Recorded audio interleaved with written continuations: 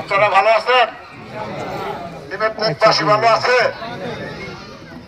আপনারা আসলে ভালো নাই। এখান থেকে 150 গজ দূরে আমাদের যে নোংরা রাস্তা নাই, ইভেন ড্রেনেজ ব্যবস্থা নাই।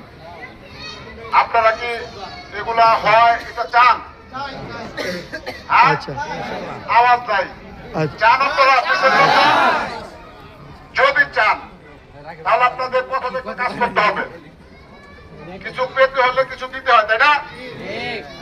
আপনাদের কাছে আমাদের একটা জিনিসই চাওয়া, আমানুল্লাহ আমানকে পরিচয় করা দেওয়ার মতো মানুষ আমি নই। আমাদের থেকে বেশি আপনারা আমানুল্লাহ আমানকে চিনেন। উনি উন্নয়নের মহানায়ক, আধুনিক কেরানীগঞ্জের উপকার। ভাগ্যক্রমে আমরা এই 3টি ইউনিয়ন ওনাকে পাইছি, তাই না? যদি এগুলো চান আমাদেরকে তো ওনাকে কিছু দিতে হবে, তাই না? উনি আপনার কাছে কি টাকা চায়? কোনো কিছু চায়? একটা জিনিস চায়, সেটা কি? একটা ভোট। আপনি যদি অবহেলা করে যে বিএনপি তো ক্ষমতা আইসে বসছে, আমি ঘরে শুয়ে রইলাম, আমার ভোট না হইলে উনি পাশ হবে, উনি কি পাশ হতে পারার সম্ভাবনা আছে? কারণ আপনার মতো আমার মতো সকলে যদি ঘুমায় থাকে তাহলে কি পাশ হবে? তাহলে পাশ যদি না হয় তাহলে তো কাজ হবে না। 12 তারিখ 26 সালের ফেব্রুয়ারি মাসের 12 তারিখ নির্বাচন।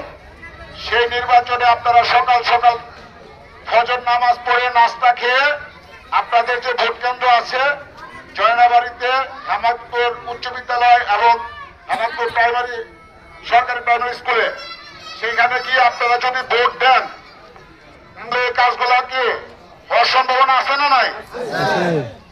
আমানুল্লাহ আমাদের কাছে কোনো কাজ চাইতে হয় না, উনি খুঁজে খুঁজে আপনাদের কাছ থেকে, এই যে মহল্লাবাসী আছেন, উনি এমন একজনকে ফোন করে ফোন দিবে তোমাদের এলাকায় কি কি দরকার, সে কাজগুলো করে দেবে।